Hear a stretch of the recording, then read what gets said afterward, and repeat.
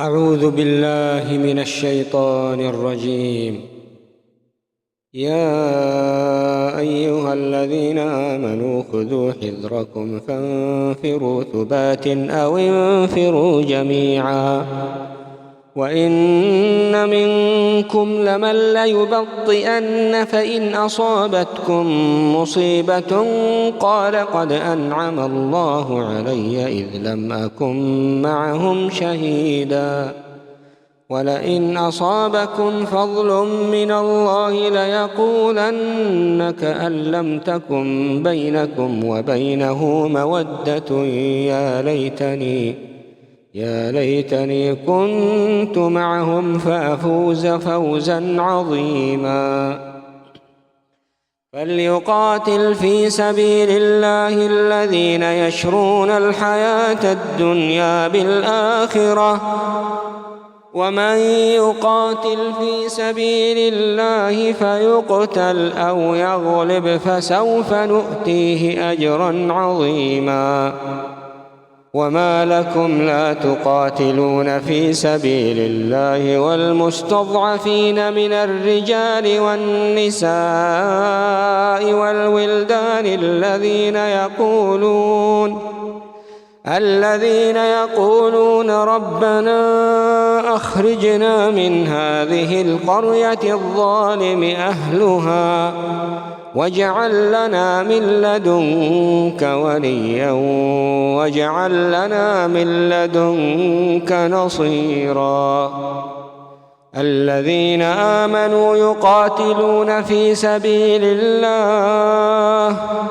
والذين كفروا يقاتلون في سبيل الطاغوت فقاتلوا أولياء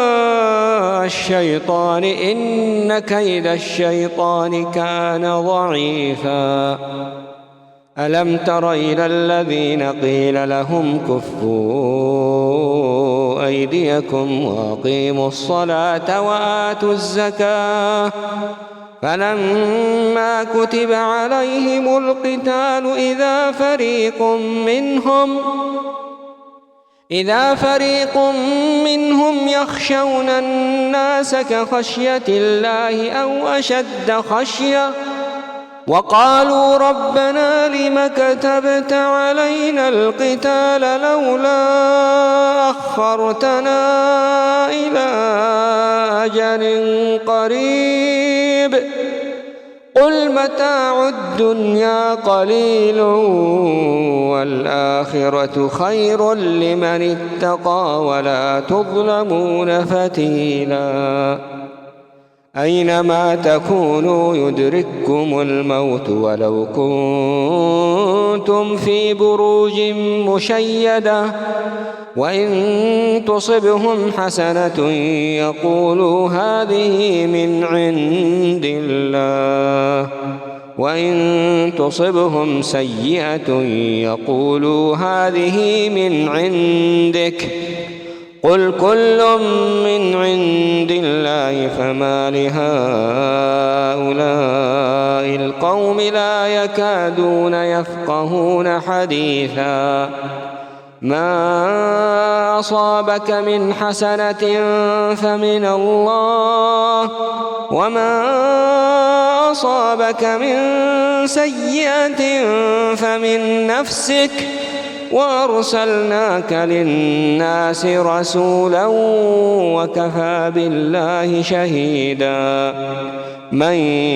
يطع الرسول فقد أطاع الله ومن تولى فما أرسلناك عليهم حفيظا. ويقولون طاعة فإذا برزوا من عندك بيت طائفة منهم غير الذي تقول والله يكتب ما يبيتون فأعرض عنهم وتوكل على الله وكفى بالله وكيلا. أفلا يتدبرون القرآن ولو كان من عند غير الله لوجدوا فيه اختلافا كثيرا وإذا جاءهم أمر من الأمن أو الخوف أذاعوا به ولو ردوه إلى الرسول وإلى أولي الأمر منهم لعلمه الذين يستنبطونه منهم ولولا فضل الله عليكم ورحمته لاتبعتم الشيطان إلا قليلا فقاتل في سبيل الله لا تكلف إلا نفسك وحرض المؤمنين عسى الله أن يكف بأس الذين كفروا والله أشد بأسا وأشد تنكيلا من يشفع شفاعة حسنة يكن له نصيب منها ومن يشفع شفاعة سيئة يكن له كفل منها وكان الله على كل شيء مقيتا وإذا حييتم بتحية فحيوا بأحسن منها أو ردوها إن الله كان على كل شيء حسيبا الله لا إله إلا هو